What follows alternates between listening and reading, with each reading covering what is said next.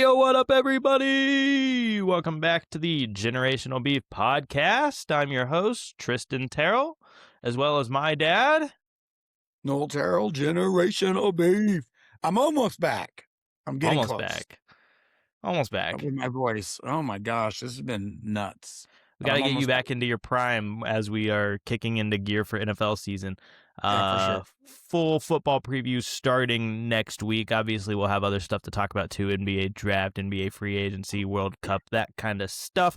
But full NFL previews do start next week, so we're really excited for that. Be looking out for that. We're gonna have a lot of content coming with that for you.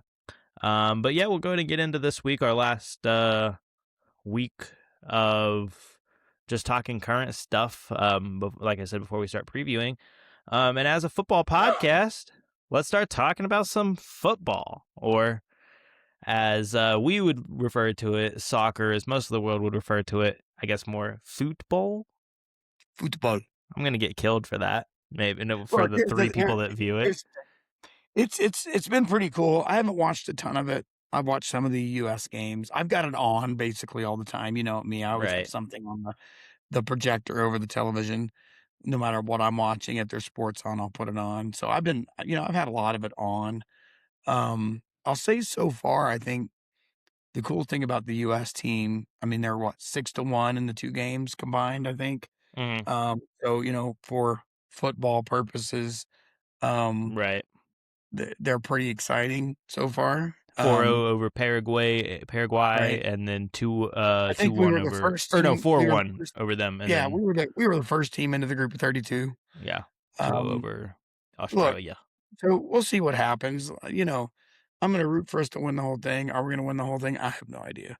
Probably not. I don't know enough. Probably not, especially when, like you were mentioning before we jumped on, Messi is Messi, and yeah, Leo's the GOAT, obviously, and we all know that. It's kind of undisputed at this point. He's 39 years old. In the last two games, he has 5 goals scored. He's actually ridiculous.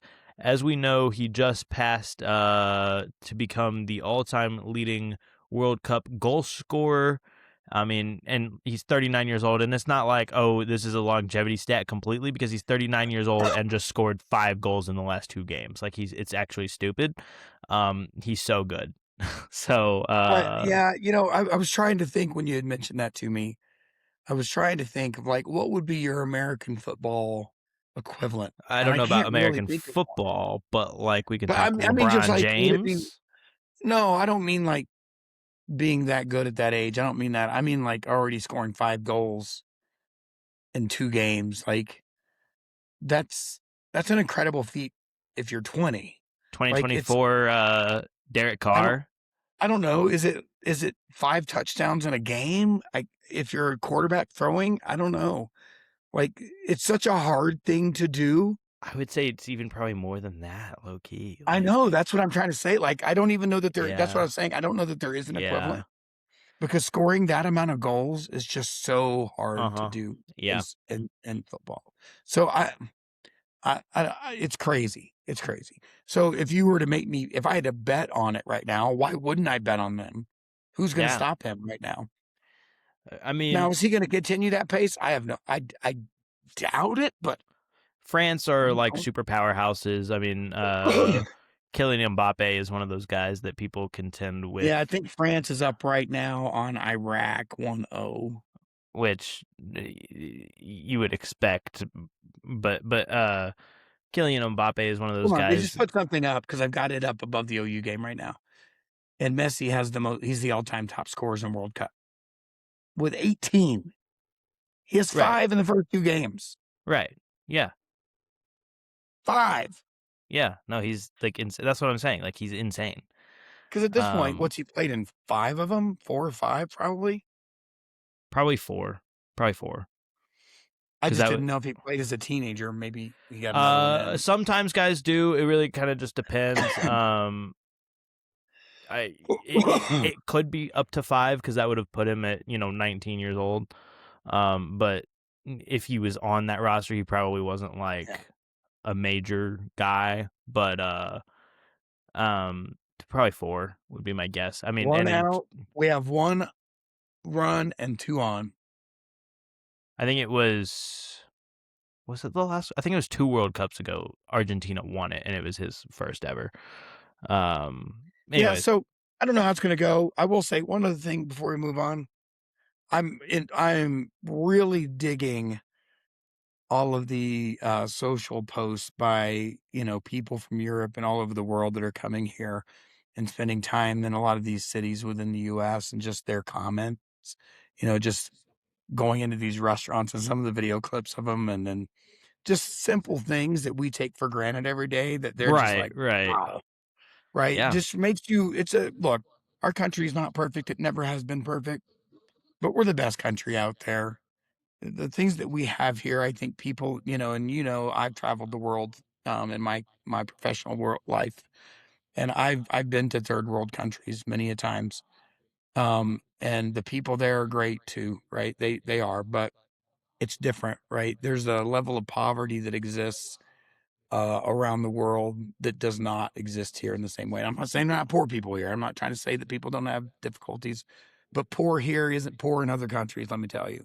And then just the choice of just as a consumer, the choices we have, the prices that we get, the things that we do like that because of mostly free market. I would say we're kind of a bastardized version of that at this point, but just we really do live in a great country. We really do we do have problems, obviously. We've never been perfect. We never probably will be perfect, I'm sure. Um, but you see it in these reels, and I've really been entertained by it. It's been cool that we've represented I well for think the most part, and I think that's awesome. So kind of like you were saying, I think the statistic is something like if you have a roof over your head, a car, and like $1,000 in your bank account or something to that effect, you're in like the top 8% of the wealthiest people on the planet, right? So uh, at the end of the and most day, of America has that. right? Obviously, like you said, not to say that there's no problems in the country, not to say that There clearly that are, and we have poor people, right, right? right. There are people that that doesn't describe, obviously. It's a daily struggle, right? Sure. That maybe they go to bed hungry. So it's not that we don't have that, just not to the same I was levels. gonna say, and as a proportion compared to everybody else, it is lower, and I think that, like you said, also just the meshing of culture in our country, just the variety that you're gonna find, it's unlike anywhere else, and like you said, it's just a cool thing that we kind of take for granted that other people are getting to experience, and it's a fun ordeal. And oh, by the way, we might just go kick some butt and win a World Cup. Who knows? I mean, probably It'd be not, pretty but awesome. it would be But really all cool, right. especially being on our turf. Um, I mentioned it to you before we started, but the last time the U.S. won consecutive World Cup matches was 1930, and we've started 2 I, and 0 I'm, I in wouldn't have been this. surprised if you said we never did it. Right. No, and Now, we started obviously, 2 our and 0. women's team has had success at times, obviously, and they've even Yeah, won yeah, one. no, they really have, Um, but but obviously, the men, it's never been a thing, not consistently. So, all right. A little bit of NBA news. We'll start with the lesser of the two, just because it impacts our team. Aaron Wiggins is gone. Look, there isn't anybody on this roster that I don't absolutely love, right? Like it's just a great roster. Um, uh, but it's a good move. He's not in the rotation anymore. He's not really sniffing it, and that was even before really Mitchell had stepped up, and then bringing in McCain. I think we've talked about this. I think Wallace ends up in the starting lineup next year because I think Dort's going to be gone too. I think we right. probably exercise that player option and trade him. Um, but I wish him luck. I think it's a great. They just signed McCollum back. I think Atlanta's getting a good player. He might be a starter on that team. And so I think it's a good move for them. I think it's good for us, right? We don't have the room. It gives us, I think, 9 million in cap. Um, and he's not really been rotational for. There were parts of the season he was when we had a lot of people out, but I wish him luck. I think he'll do well there, and I think it's a good Well, pickup. so I think that's the big thing, right? Is that you got to save money in the margins because the bulk of the roster is going to get very expensive very quickly. And Yeah. um, Aaron Wiggins is a guy that was not getting consistent minutes because of how deep we are as a roster, and Right. unfortunately it becomes a casualty. That being said, watching the 2025 playoffs, right, like he was a guy that was getting 20 plus minutes a night. He was one of our major bench pieces. We wouldn't have won that title without him. I mean, there were a couple games in the finals where he scored like 20 off the bench. And so that He's a being great player. said, I think he's a it's a great phenomenal pickup player. for them. I think that And being I think on it'll a be better team, for his career long term to be no, able to go. absolutely. Being on a team like that is really going to help him out. He's going to get major minutes. He's going to be a player that is needed to play well if they're going to be successful. And they need that So I'm defense very that he excited for brings. him on that point. Yeah. It just really sucks as an emotional fan. As a logistic fan, obviously it makes perfect sense. Yeah. He wasn't playing the money we needed. It makes all the sense in the world, and it was the most foreseen thing ever, right? Him being gone, Isaiah Joe probably being gone, Lou Dort probably being gone. But I like it for him. I like it for them. Like, look, they need his defense, and he's a really good offensive player. So yeah, I think it's good. I don't, like I said, emotionally, I don't like it, but it makes sense for us, makes sense for them. I think the value was right and frees up some cap space. So shout out to Aaron Wiggins, the savior of basketball. For those of you that don't know, that's my guy right there. yeah. Saved potentially our chance at an NBA title last year, and we won it. And couldn't go back to back for him, but it's okay. It's okay. Yeah. He's gonna thrive. So shout out Trae A Young. Wiggs. Yeah. Trae Young got the bag today. Look, here's the thing. 4-year, $212, I believe, after he declined his $48 million option. So he bet on himself and he got it. So yeah, no, look, here's the thing. For the Wizards, this is a great signing, right? They're not going to be a competitive team. They're the Wizards. I mean, they're building some stuff. I know we'll that see. you don't know. Look, the East is going to be better next year. You're going to get a better Celtics team. You're going to get the Knicks back. I believe the Pistons are going to continue to get better, right? Maybe you're a playing team. Maybe. Here's the thing. I like it for the Wizards. If for no other reason, Trae Young is going to win you some games and he's going to put butts in seats. Like economically, it makes sense for them. I hate it for him because I think he's got ice in his veins. He's that kind of player. Now he's a terrible defender, mostly because of his size, right? So he is a liability there. But if you get him on a team that plays good defense, who knows, right? I mean, they've got Anthony Davis and Alex Sarr in the front court, and those are phenomenal athletes. I don't think Davis ever plays a game there, but we'll see. Gave up assets to trade for him, did. I get what they did. He's going to play for them. It's the Wizards. We'll see. I don't know. My point being that for Trae Young, obviously, again, a player that we have an attachment to through OU, and he grew up in Norman, went to Norman North, I believe, high school. Yes. All of those things said, he just built that big complex for club ball and everything else. Really great for the city, for the city of Norman. And I would like to see him go somewhere where he could be competitive. And I'm just not sure that's the Wizards, but he got money and it's good for them because he will win games on his own at times.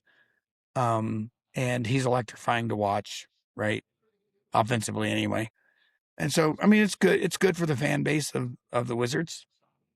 It's good for the Wizards because I don't think they're trying to win a championship. I don't think they're not trying to do it, but I don't think, I just don't think they're a well-run organization. But I mean, I would agree to that for the most part. They're not, obviously.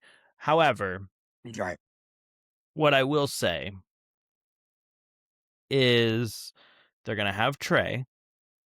They're going to have Bilal Coulibaly next to him, who is a good perimeter defender, and coming together as an offensive guy.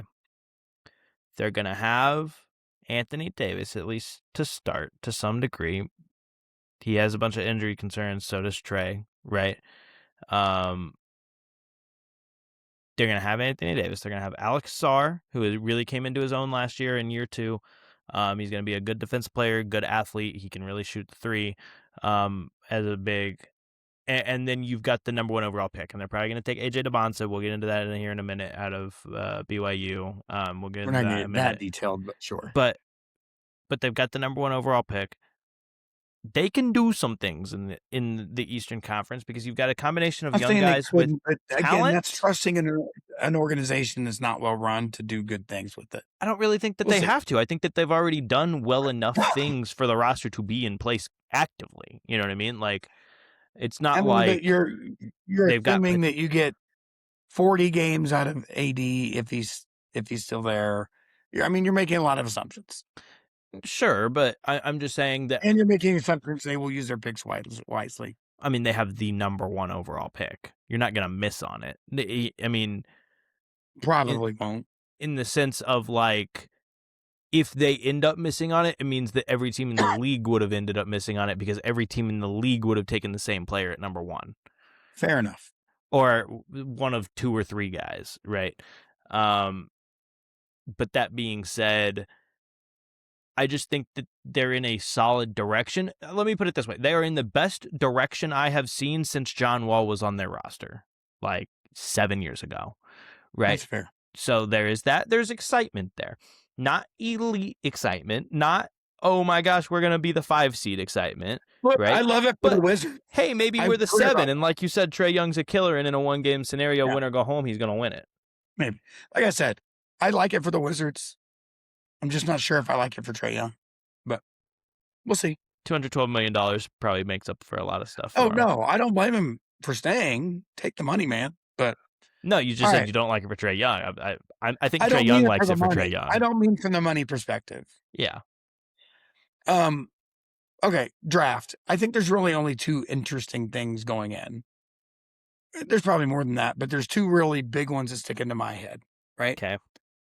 And I'll just ask these questions and give me a short, succinct answer on both. Okay.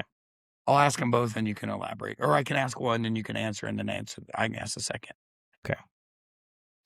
So the first one would be in regards to us.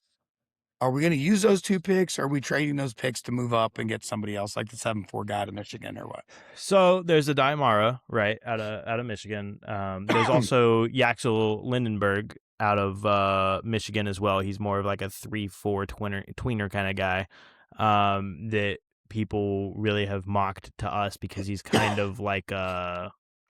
If we stayed at 12, you mean? He would fall to 12. Maybe, or even moved up to like 10 to get him or whatever, but because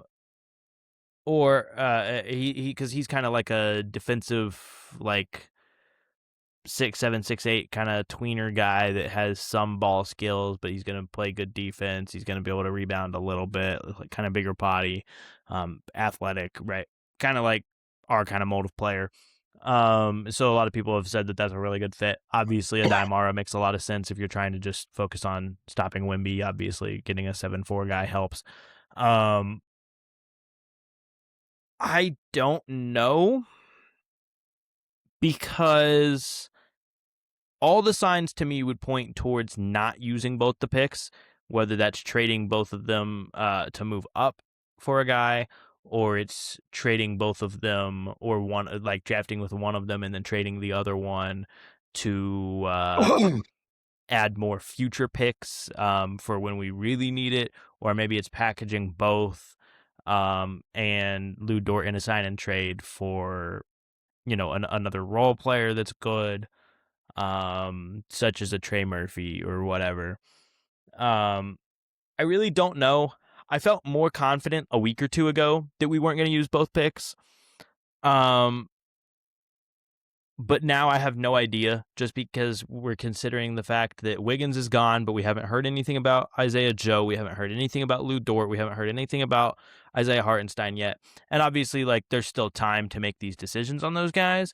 But I think that it's just very interesting because I thought maybe there would be more of a, even if we hadn't officially come out and said it, like, there's more of a, like, this is the rumor that's being heard around the league right now. This guy is being shopped, or this guy is wanted, or whatever.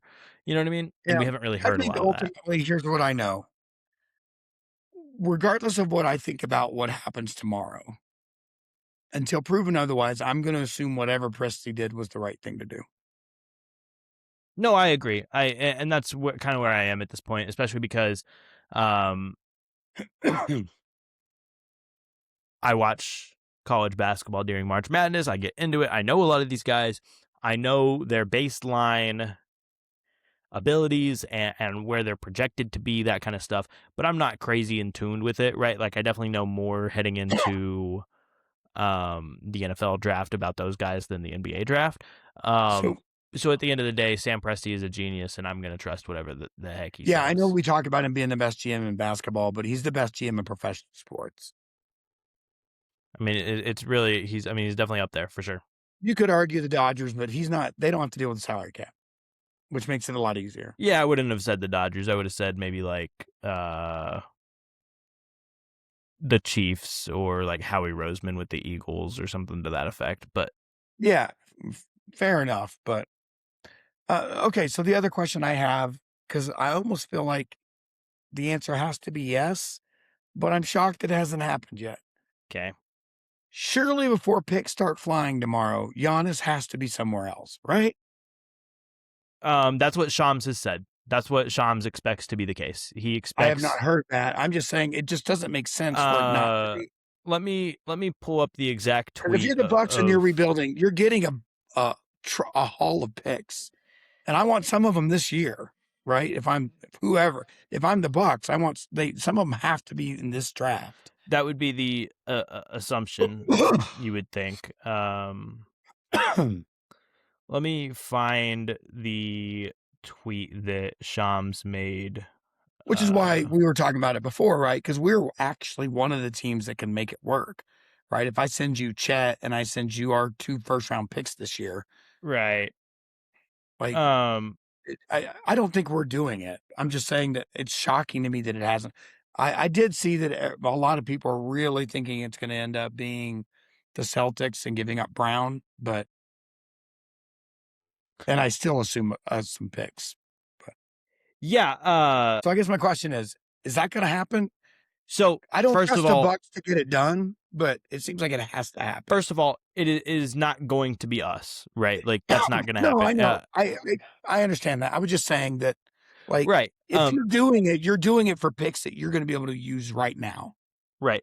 You're right. It will either be the Heat or the Celtics, and the Celtics have said that they are very aggressive with it, and that they are willing to trade Jaylen Brown in that discussion. I'm not finding the exact tweet right now, but Shams did effectively say that he expects it to happen within the next 48 hours.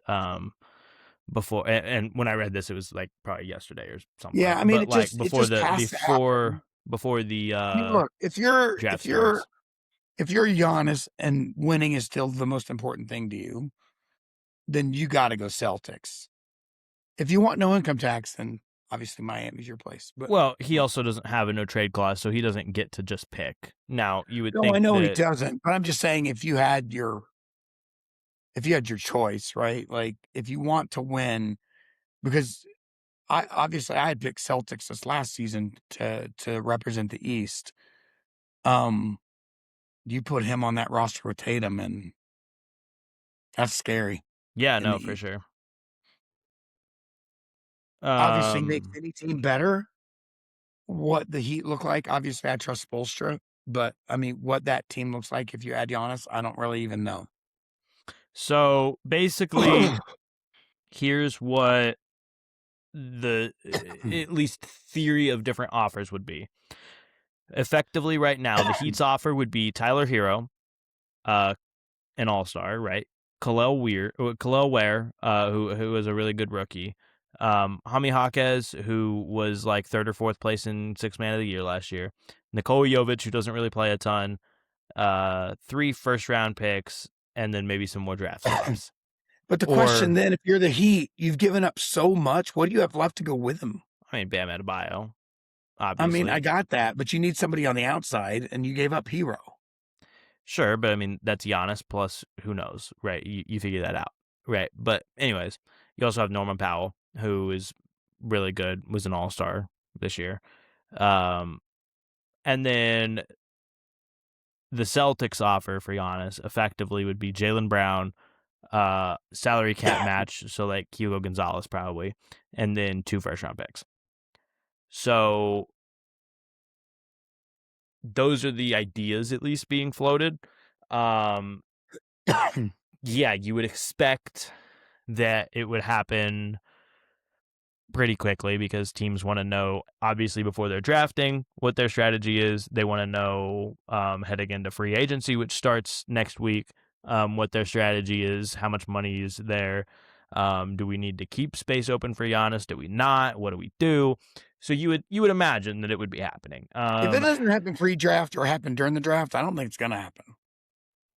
I For still the wouldn't be reasons you so just said. convinced, but But it definitely makes it harder. let's say it's 2 weeks into free agency and you're the Celtics, you got to do something. I mean, they don't have much money to do stuff with anyways, but understood. Anyway, okay. Let's go. It's a very interesting topic, but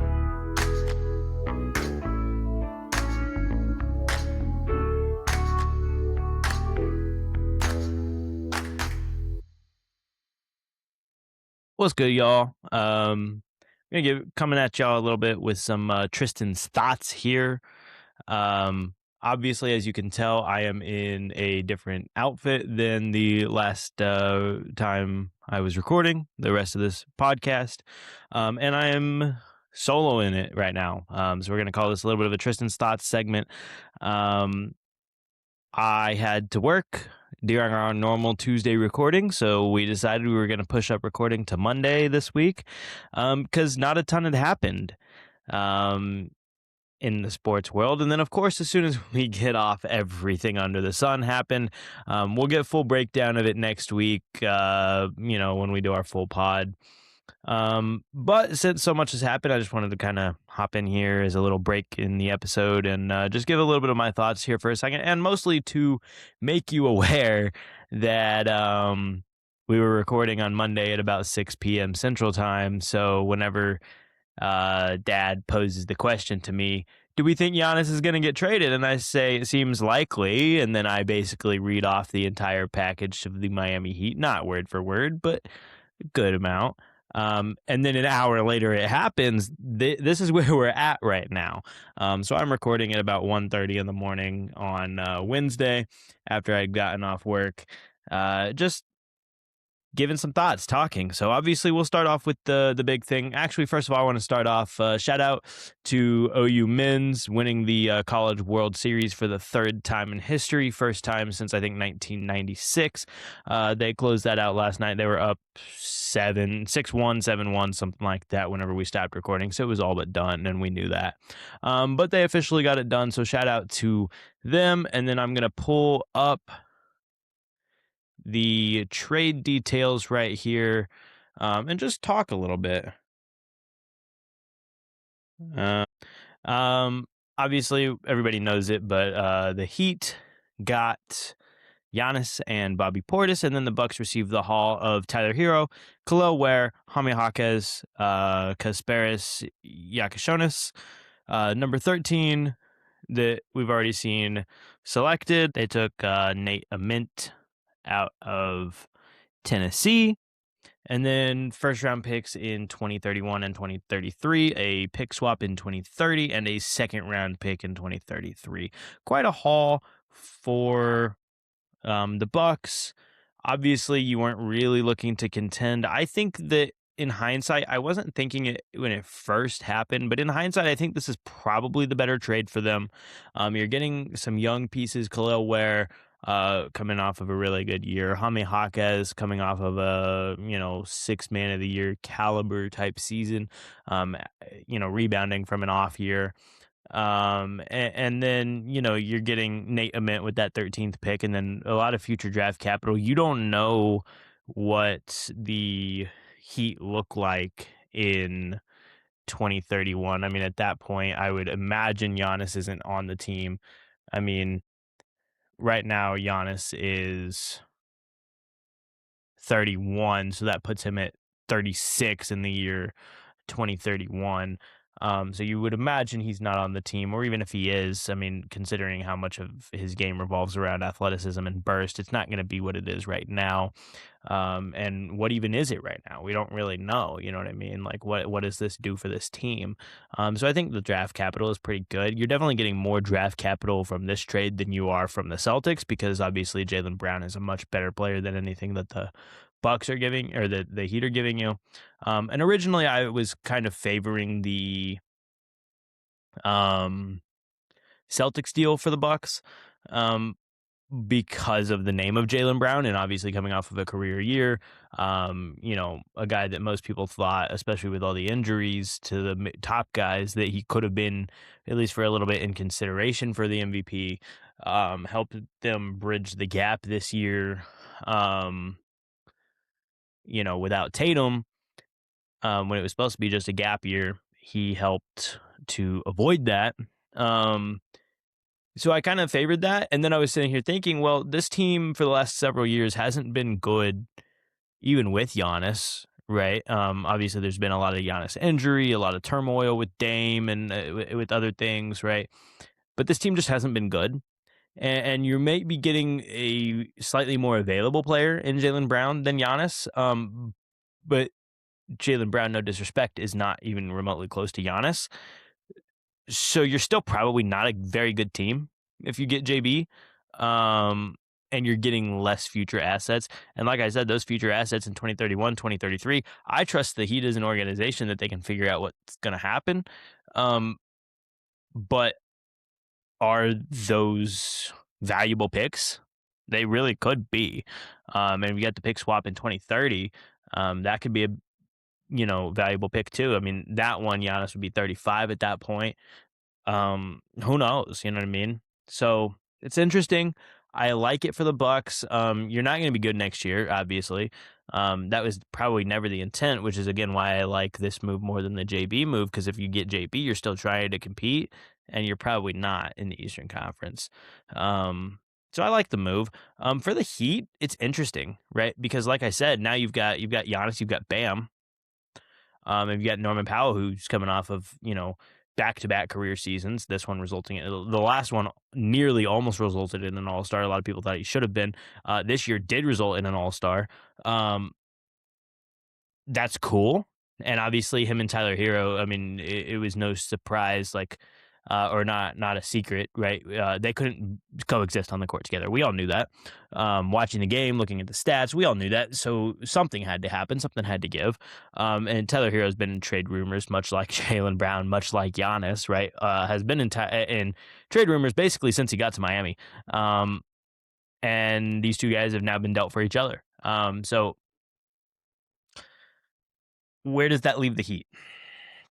You have to imagine, right, because they are, at least to some degree, lacking on depth a little bit. You give up Kalower, you give up Jaime Jaquez, you give up Tyler Hero. You have to imagine, right, the Knicks are still a better team. The Pistons, at least record-wise and on paper in the regular season, are still a better team. The Pacers are going to come back if Hallie and Siakam are healthy. They're probably a better team. The Celtics are probably a better team. You got to see what happens with JB, because now it seems a little bit awkward, right? That he's still there with everything, all the drama, him saying that this was the most fun year of his career, all that kind of stuff. It seemed like the writing was on the wall for him not to be there, and the obvious, pairing there would be Giannis, and now that's off the table. So what do you do with JB? Do you run it back? Do you force the trade for a slightly less valuable package? I don't know. But either way, you would imagine the Celtics being a well-run organization, and with as much talent as they have, they're a better team, right? And then you start to get into questionable stuff, right? Like the Hawks extended CJ McCollum. They're going to be there, right? They're going to be in the mix. Are they better than the Heat? I don't know. The Raptors just came off of a really good year, right? And they've got some pieces that they could move, or they've got some other fun shaking stuff. I mean, top to bottom roster, they're probably better. Obviously, they don't have a 1-2 punch of Giannis and Bam, right? So that gets interesting. So maybe they're in this like kind of Hawks Raptors range. So they're probably not top 4, but are they 5-6? Are they missing the play-in? Are they in the play-in, right? Are the Hornets going to take another jump? Are the Sixers fully healthy going to be better in the regular season than they were this year? I don't know. And so really, are we talking about this Heat team, even with Giannis and Bam, maybe being the second best duo in the Eastern Conference behind Tatum and Brown? I mean, maybe that's disrespectful to Brunson and Cat. Maybe that's disrespectful to Hallie and Siakam, right? Like the last two Eastern Conference champions and one of them NBA champions. Maybe that's disrespectful, but they're probably the second best duo in the Eastern Conference behind Tatum and JB. But as a team, are they in the 5 to 8 range? And like, what does that do for you this season? Obviously, if you have a chance to go get one of the 3 or 4 best players on the planet, you do it, right? So I'm not saying that the Heat shouldn't have done it, and I think that they should have. But it now becomes questionable, like, what did you really do, right? And so, especially like I said, going back to the Bucks side of it, we're already talking about what have they done for this year, for 2026, 2027. We start to get into 2030, 2031, when maybe Giannis is on the roster, maybe he's not. And if he is, what does Giannis look like at that point? Like, that could end up being very valuable as an asset for the Bucks. So I think both teams kind of cleaned up nicely. Like I said, at the end of the day, you can't really walk away from it that upset as the Heat if you're getting a top 3 player on the planet. This is not Paul George to the Clippers, because Paul George, coming off of the best season of his career, MVP, second or third in MVP voting behind Giannis, right? Was still not looked at as like a top 10 player in the league, right? Giannis, we know, is 3 or 4, right? Like the 4, it's Shea, Jokic, Wemby, Giannis, right? And Luka is like right behind them. So like, he's right in that conversation, right? So the Heat, you did what you have to do. And yeah, he's 31 years old. And yeah, he's got some injury concerns, but he's still a top 4 player on the planet. Like, he's still Giannis Antetokounmpo. You have to go get him, especially because you weren't really contending for it. You missed the playoffs last year, right? It's not like you were the Celtics and you're now shaking up your team, right, as the 2 seed in the Eastern Conference, shaking up your team to go get whatever. No, right? Like, you just traded the 13th pick in this year's draft because that was the pick you had, right? Like, you missed the playoffs.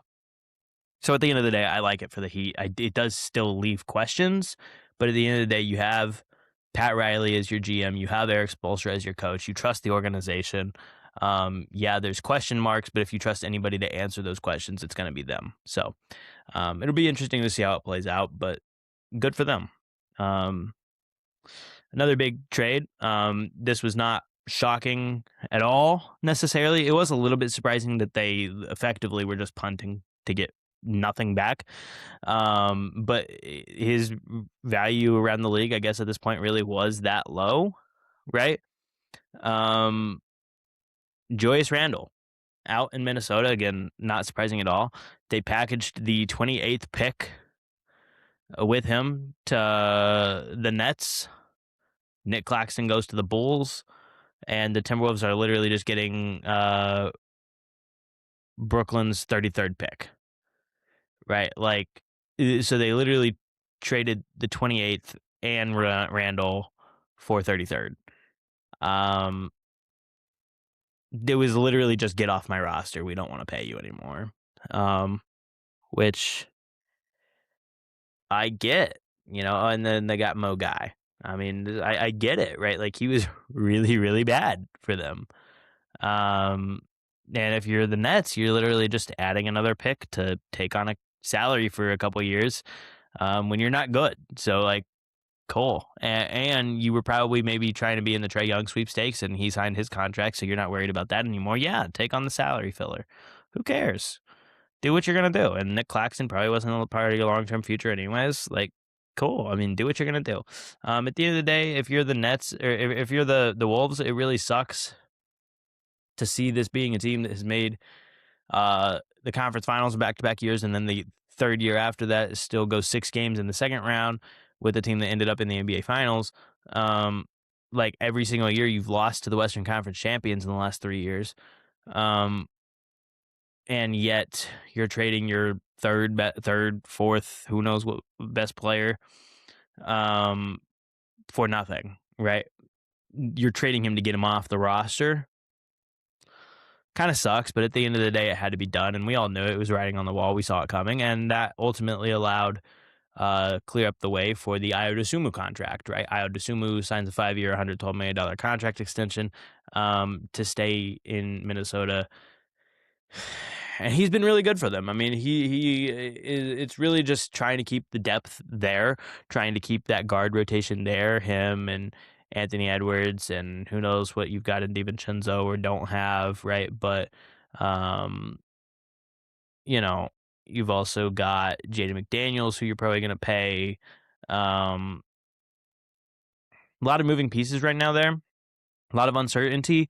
But if you're the Wolves, you've got to keep that core together of specifically Anthony Edwards and whatever you're putting around it. And Ayo Dosunmu is obviously at this point much more valuable and a much better player for your current team and situation than Julius Randle is. And so that's at the end of the day what it comes down to. And there's just so much value that can't even be quantified. I mean, it quite literally can be quantified, but can't even be quantified in getting the salary off the books of Julius Randle. So there's that. And then we can, I'm not going to spend too much time on it, but we can wrap up a little bit with some draft talk from tonight. We had the first round of the NBA draft this evening. The top four went basically as expected. AJ DeMonta won to the Wizards. That makes sense. Now you're going to roll up a lineup next year of, I don't know, Trae Young, Bilal Coulibaly, AJ DeMonta, Anthony Davis, and Alex Sarr.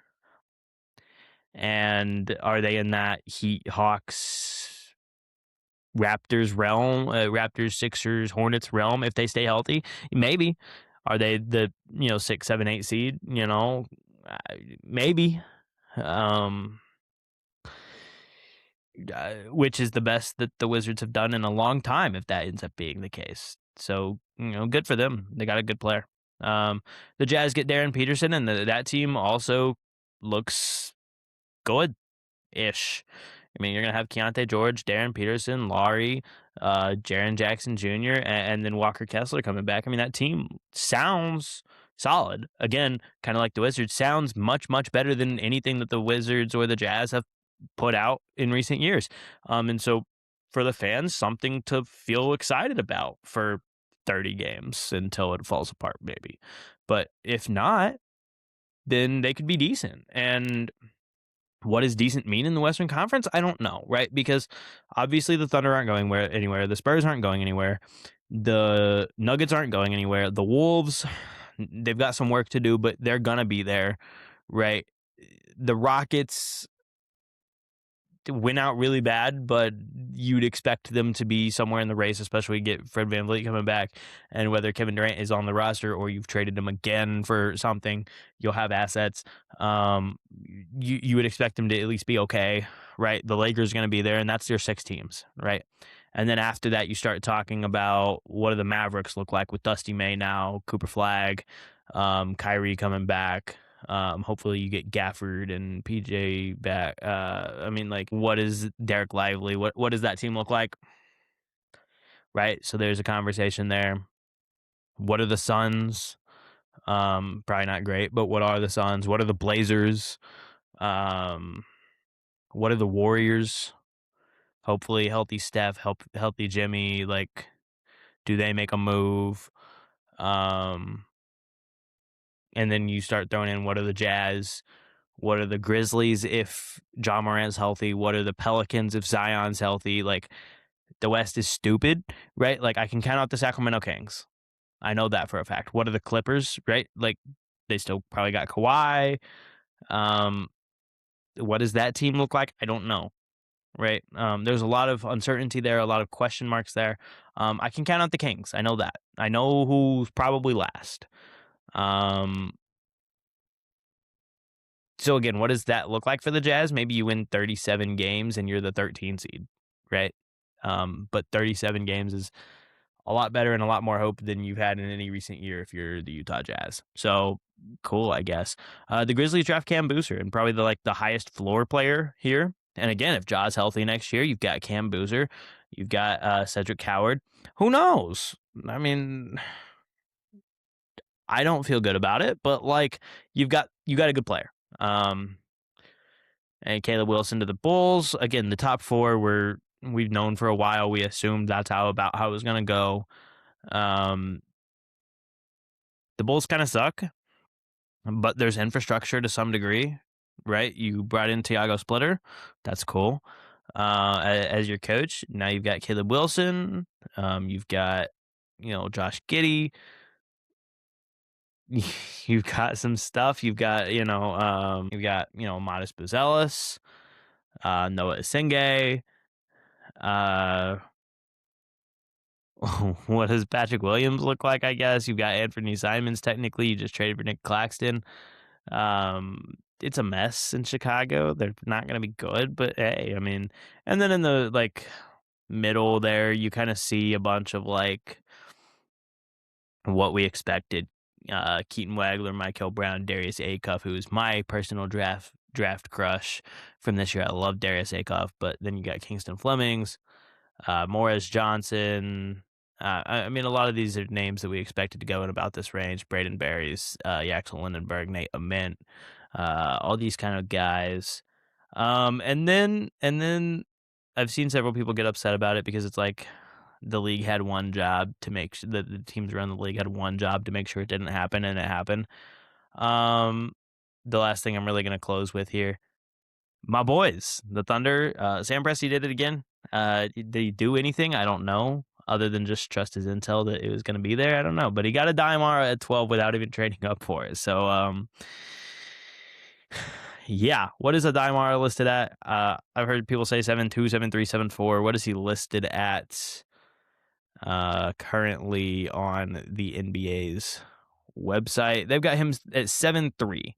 So he's going to be an inch shorter than Wemby, 2 inches taller than Chet. Daimara looks, I mean, and not only that, but he's like the best center, interior defensive prospect in this class. It wasn't just that, he's a big body that we can put on Wemby. It was like, he's actually really good defensively, right? He's got the instincts. He's got the IQ. He knows what he's doing on that side of the court. And if you've got him down low, you've got Chet as a roamer. You've got the bodies of Dub, probably Kaysen, and Shea on the perimeter. We're reloading. And now the question becomes, everybody thought with Hart, it's decline his option and get him and extend him, right? As much as I don't want to admit it, as a fan emotionally, does it now become decline it and let him walk? Because now you've got a Daimara, you've got Thomas Sorber coming back from injury. And who knows what he looks like, but he was literally a lottery pick a year ago. And you've got Jay Will,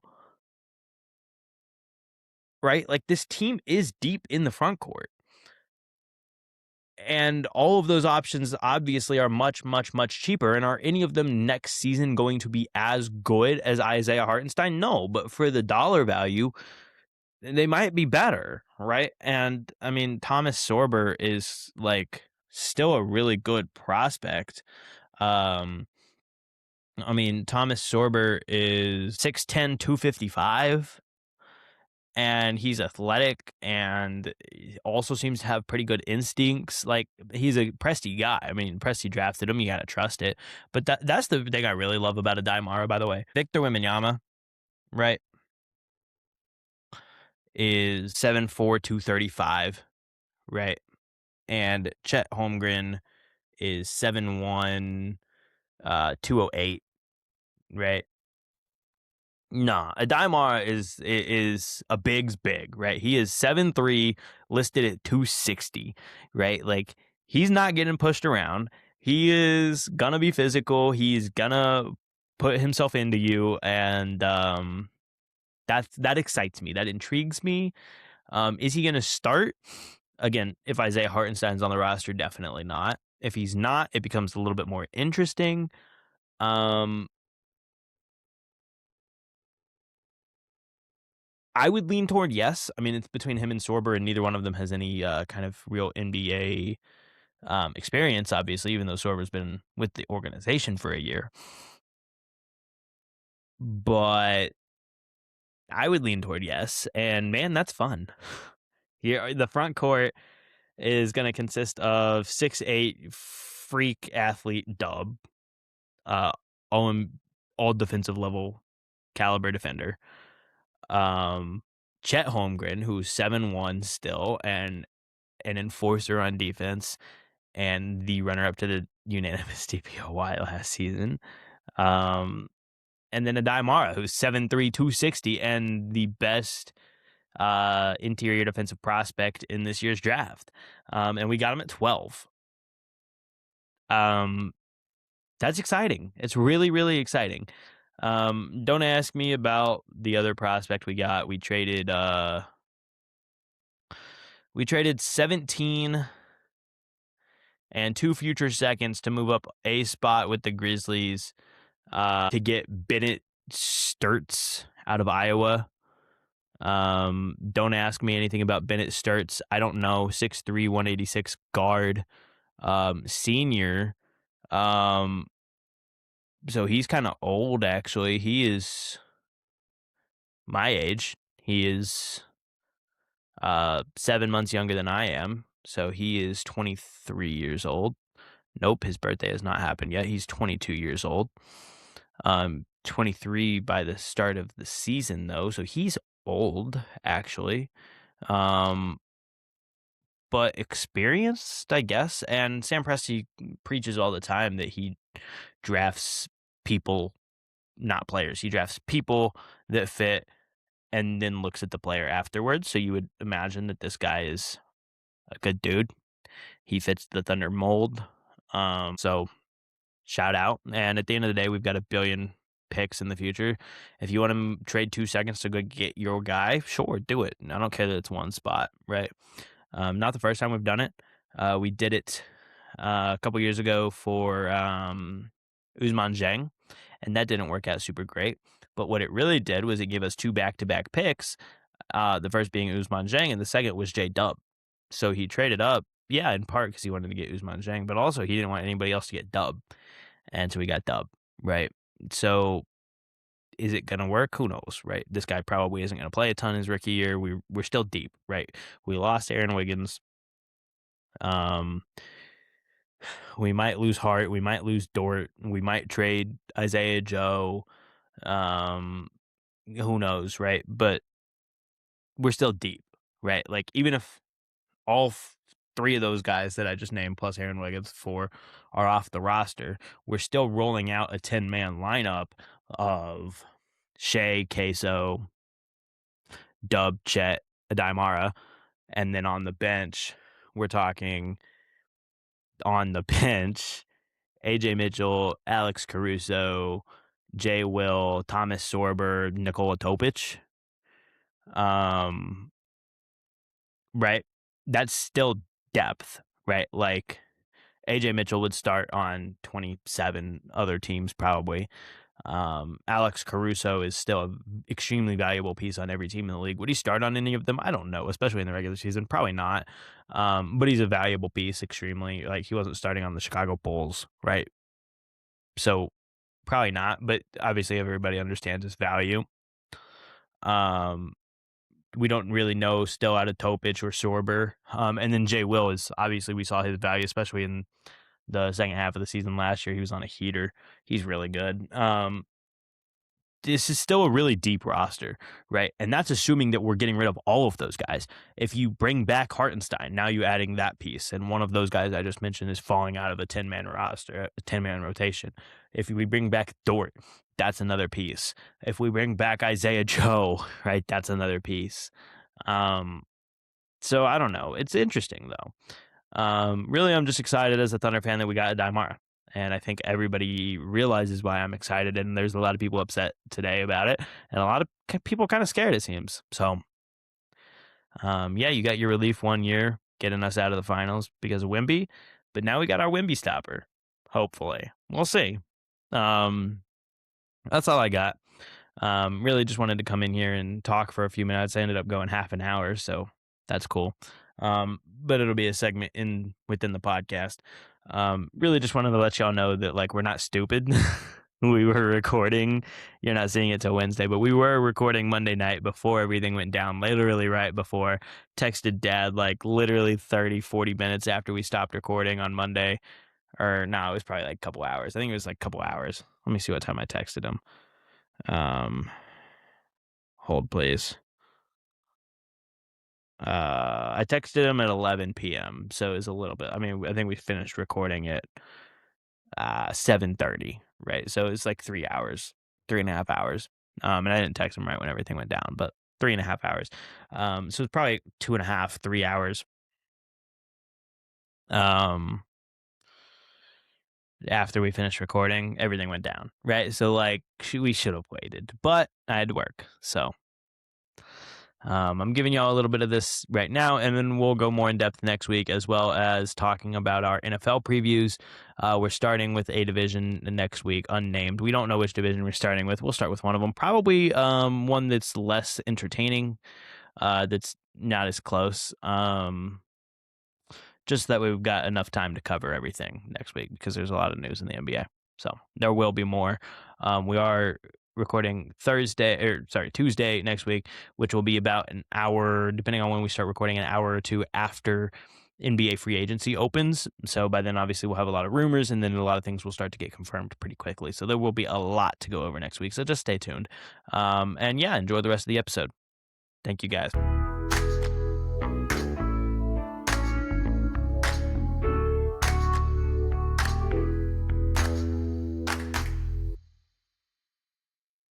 Yeah. Anyway, those are the two most and then just briefly, very interestingly, CJ McCollum signed a 1-year, $21 million extension today with the Hawks, which is really interesting, just because I expected him to be a guy that was going to be one of the high point free agency guys. Maybe the Pistons would want him, maybe a couple other teams.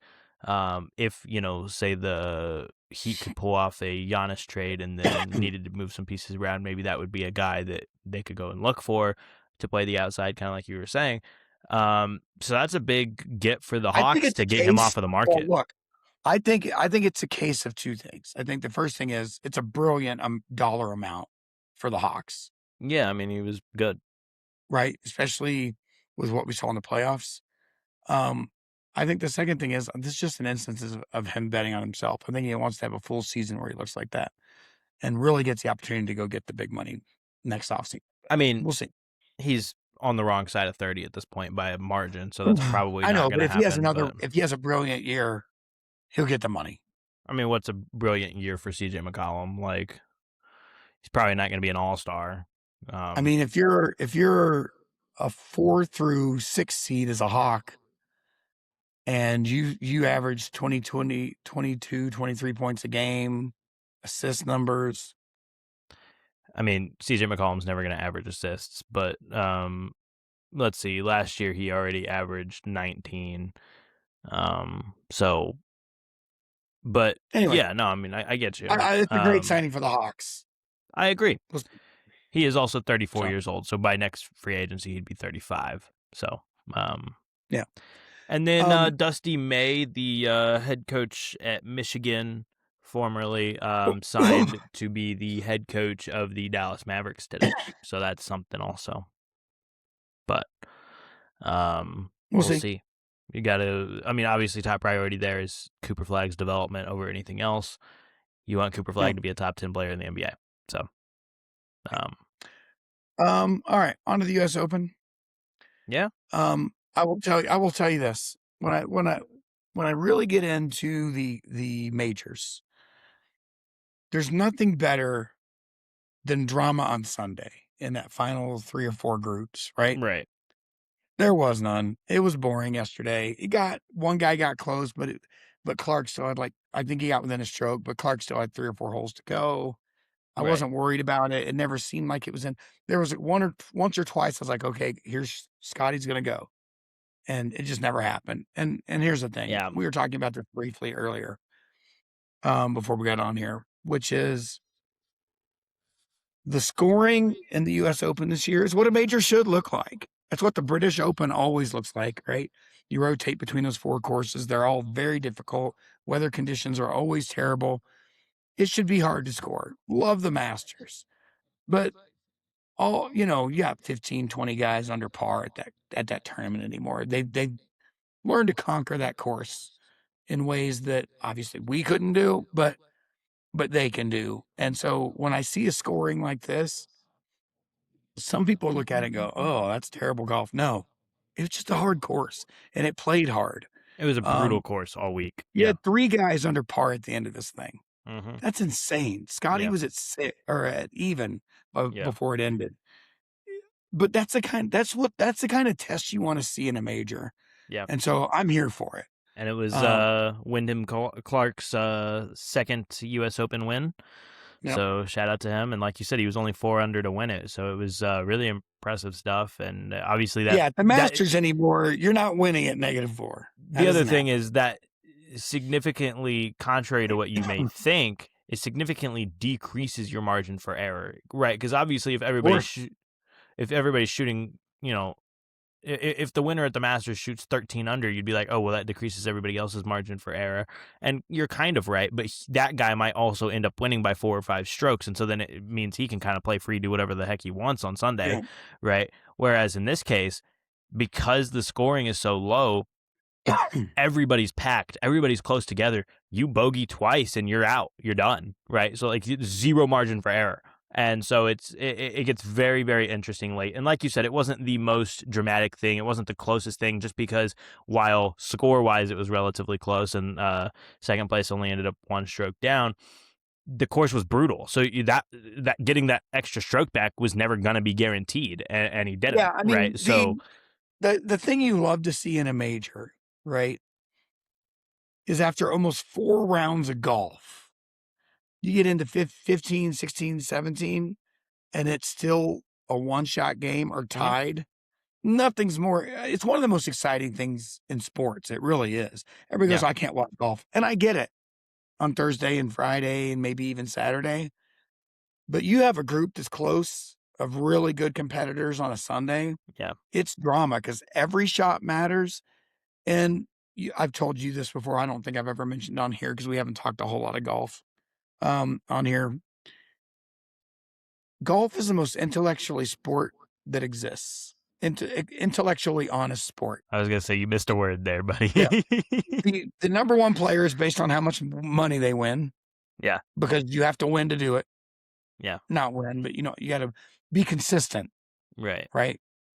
Because that was what I was trying to. Your earnings are based on how well you finished, and then your ranking is based on how much you've earned. So it's right. And so like I was talking to India about this yesterday, and she's like, yeah, like McIlroy's 25, or I don't know where he ended up. I said, and that's why he's not the number 1 player in the world.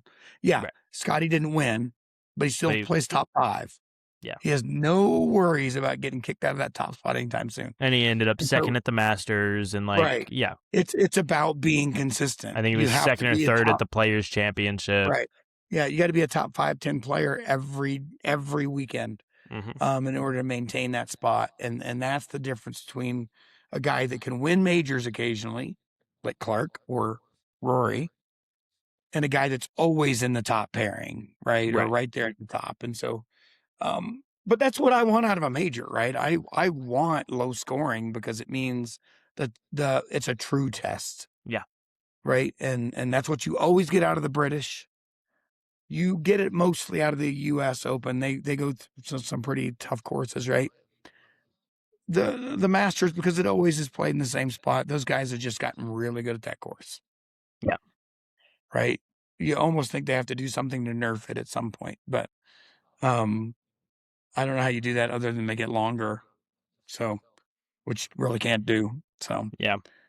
But they figured that course out.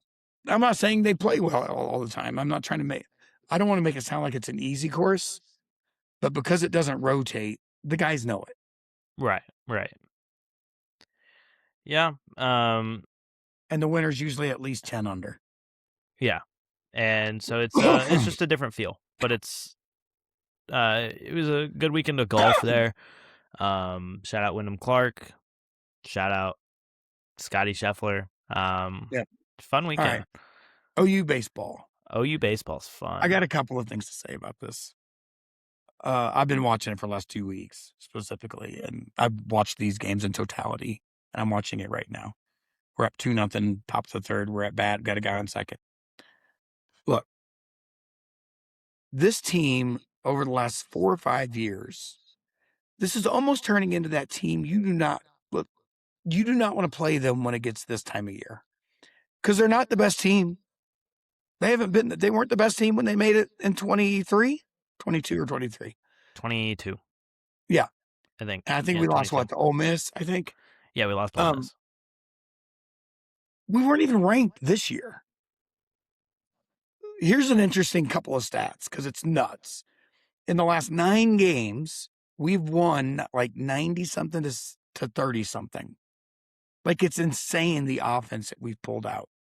The other thing is the first like 40 games of the year, we had 48 homers. In this run, we have 45. Like, it's asinine what our manager, coach, whatever you want to call him, is capable of doing when we get here and what he gets out of these players. Because we dominated game 1. Game 2 was interesting because our freshman pitcher started out in the first 2 innings. I'm like, if he pitches like that, this is over. But then he fell apart in the third. Yeah. We couldn't throw a strike to save our lives. That's why they won yesterday. And then they brought in that guy. We also couldn't hit for crap either after the second. But by the 5th round, they brought in their ringer. He's Right. 28-0 this year when he plays. He's 11-0 as a starter. He went 29-0 starting because he came in last night. The good thing about yesterday, though, is they were thinking they needed to keep his pitch count around 40 to 45 to see him for any significant time today. Because he's a major league pitcher. It's nuts when you watch him. Right. But we got his pitch count up to 65 last night. They're going to have to be really desperate to bring him in today because he's never done that. He has done it where he's like pitched back to back and he had like 35 pitches in the first game and like 60 in the second, but he's never done it. And right there in that last inning, those last couple of pitches, we almost hit a homer on the last one. Yeah. We hit the back wall, right? Barely didn't go over. And so 2 things occurred, even if he does end up coming in today at some point. First, his pitch count was much higher than they wanted it to be, but it was still too close to say, let's just, because the series is over if you don't win it. Right. And then we got to see him a lot yesterday. Mm-hmm. Every batter got to see him. And we started to get some success towards the end of the game. So, look, we're up 2-0 right now. They're having a pitcher. I think they're about to already pull their opening pitcher. We have 1 out. I think we got 2 guys on base again. It can't go much longer before they have to bring the other guy in again and try it. So, I don't look, I think we're going to win today. I do. We've been the better team in this series. They have the better pitcher for sure. But this is just turning into one of those teams that you don't want to play them come this time of year. We're not good during the regular season. I mean, to say we're not good, that's not fair, but the SEC we're not is brutal. one of the best teams. We're not one of the best teams in baseball. Right, and the SEC is brutal. The SEC, think about the SEC for football, and it's like 5 times that for baseball, right? Like the SEC is stupid. Can I just point out, if we win this, and you look at SEC's always talked about championships and all their sports and whatever. Do you know how many OU brings to them? Yeah. Like, it's kind of asinine. Right. Even Texas to a certain degree, right? They just won the college softball World Series, and, they've got a couple of volleyball titles in the last couple of years too. Everybody looks at the football thing, but where we also bring a lot of titles to the table. But, what are we, 2 years in a row now with gymnastics? We're probably going to win the World Series here. We had 4 softballs in the last 6 years. Anyway, it's been a really fun series to watch. This team is really exciting. I don't know what happens to them the first 3 or 4 months of the season, but if they can play like this time of year, it doesn't matter. Got to make it. Got to make the dance. That's what it takes. And once they're in, they're diabolical. I don't know how else to put it. That's fun. They're and fun. Our catcher, man, his hitting has been fantastic in this. So yeah, it was kind of cool too against Georgia the other day to get into this series. You know, they had a brother from Georgia on their team, and yeah. And Branch when the Georgia brother hit the homer because his brother's a shortstop, and he's like, and he kind of smiled a little bit and gave him a high five on the way by. But at that point, it was kind of over, so it's fine. But anyway, it just this team is easy to like too, right? It seems like a lot of good kids, and so yeah. I hope we get there. We got 2 outs, guy on base. It's 2-0. Oh, shout out base hit. Hey, yep. Oh, we stole third. We got a guy on third. Oh no, we got home. Yeah. What a hit. So right now it's also not stealing if the guy hit the ball, but I understand that. I didn't mean it that way. I mean he got further than I expected him to get. What a hit. He was on second already. I understand that, but it was a single. The other guy only got the first. He booked it. Well, because home is much further than second base. I understand how it works. Anyways. Anyway. Shout out my goat Kurt at the game right now.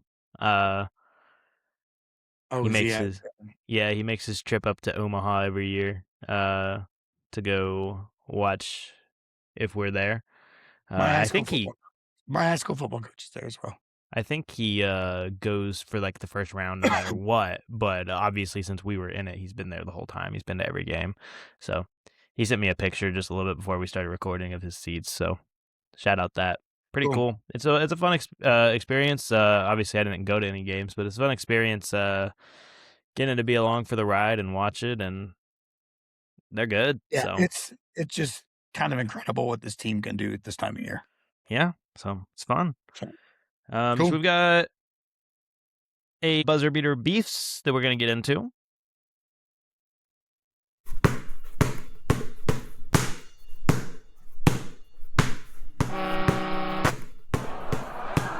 All right, so we get into my buzzer beater beef, and I know you're going to take a lot of problem with this, so I'm going to go ahead and set up your minute so that way you can go whenever I say it.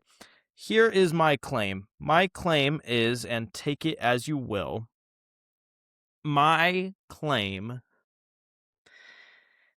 is that we talk about legacies a lot, and I think people talk about things hurting a player's legacy far too often, and I think it's overblown. I think that there are far, far, far fewer occurrences of something hurting a player's legacy than helping.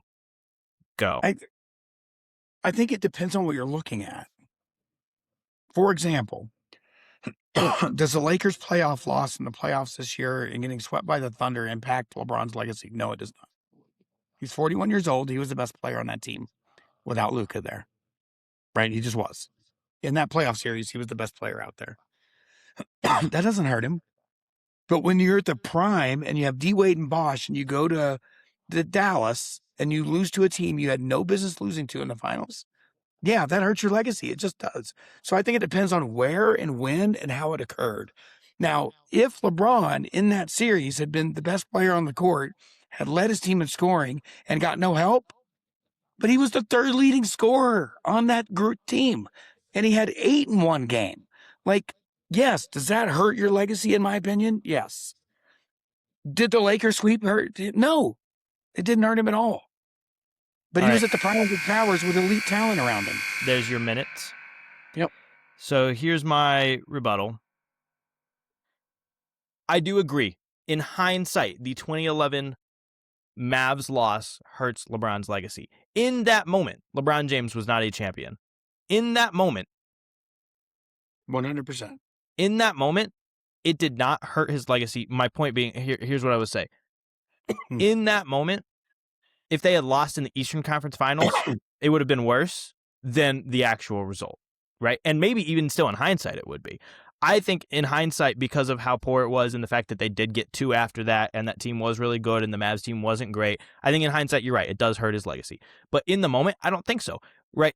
Another example, this year, Nikola Jokic, right? We already talked about it. Like, ooh, we got to start talking about Nikola Jokic in the playoffs. Well, he already got a ring. And I get, right, that like since then it's been a little bit underperforming. This year was underwhelming, disappointing in the playoffs. I get it.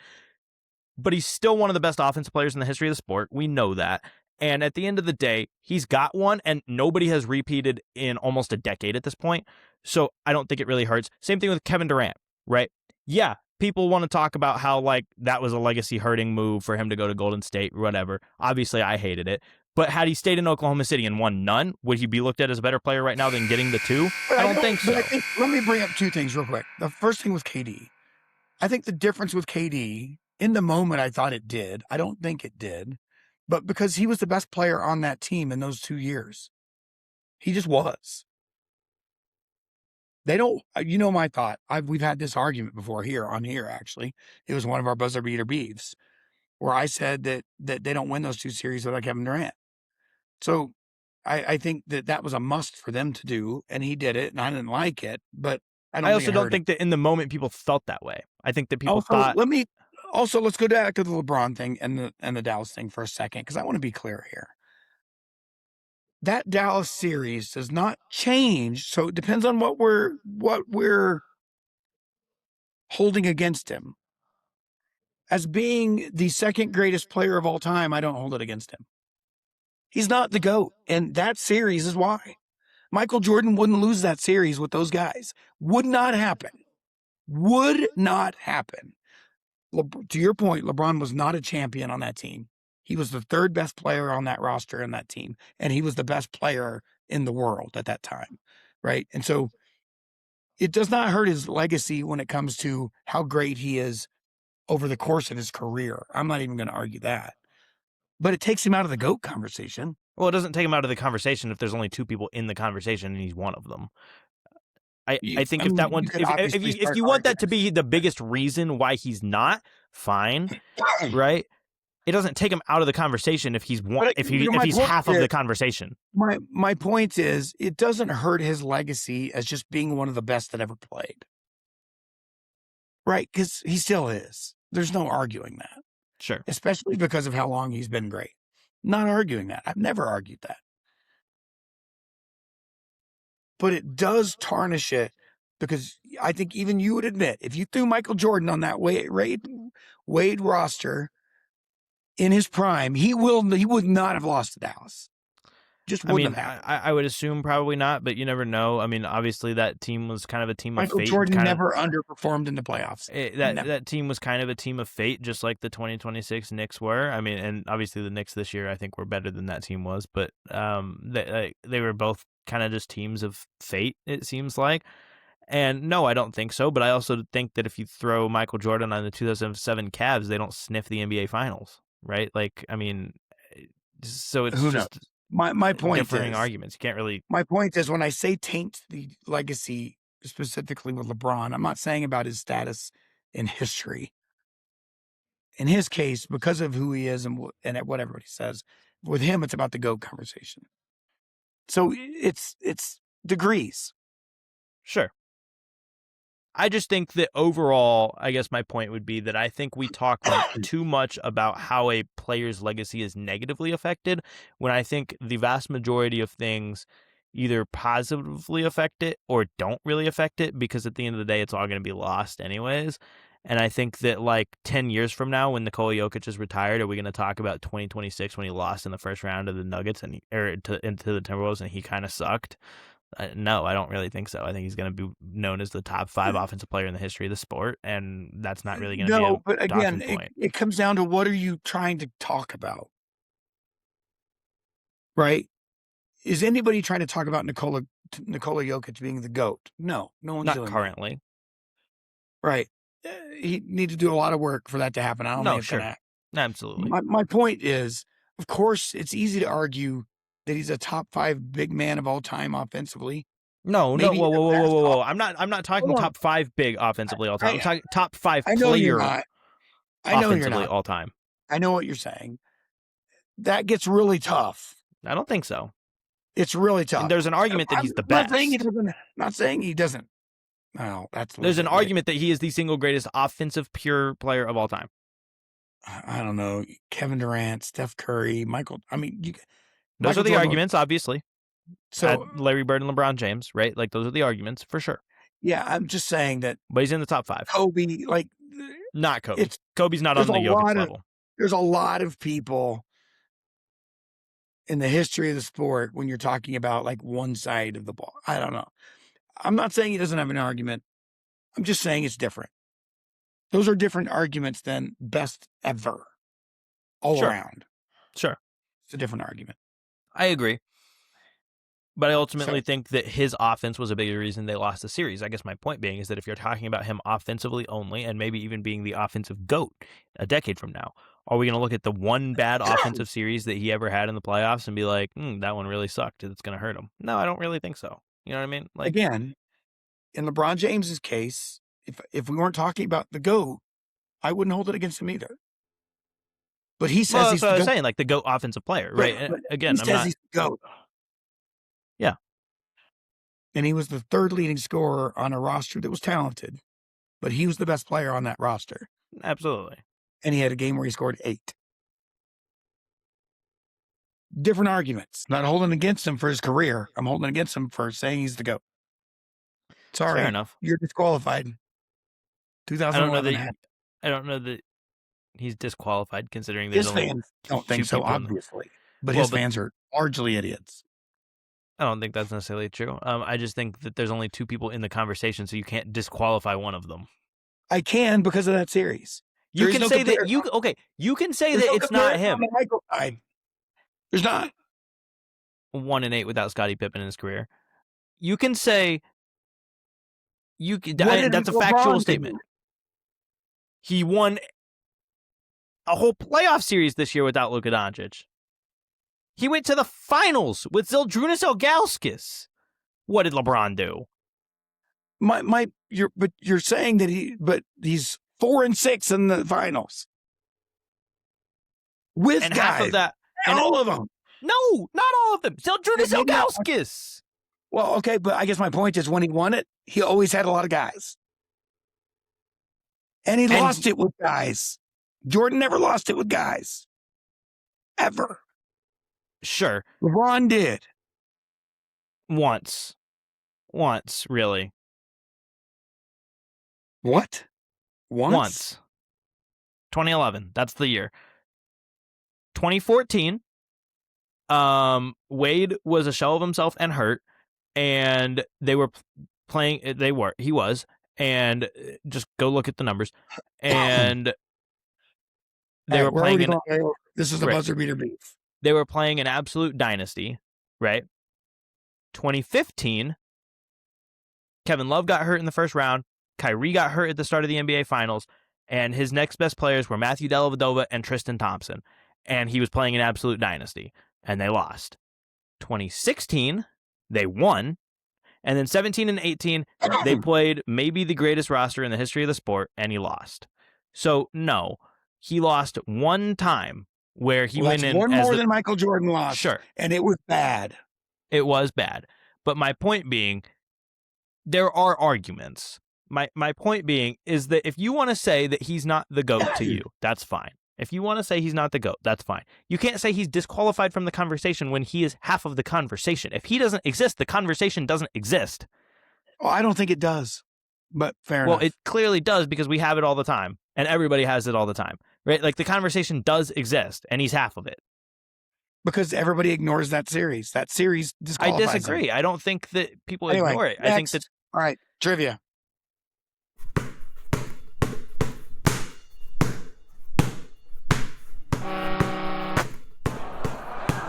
Well, no, all right. That's all we got this week. Didn't go on for 6-7 minutes. I mean, if I put it into a short, I cut it down, obviously, but we're just talking now. We're just having a podcast. We're just talking. Fair enough. Anyways, all right, that's all we got for this week.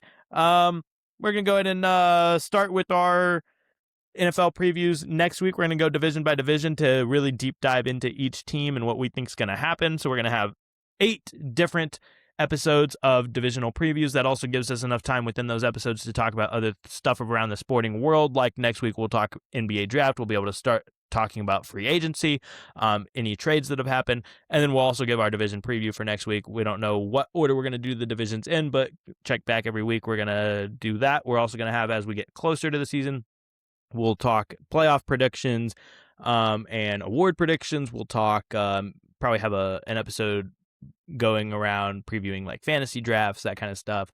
And then we'll just hit full swing once football season starts into all of our content with every single week. So it's going to be a lot of fun. Stick around, come back. We're glad you were here for this episode. If you enjoyed it, like, comment, subscribe.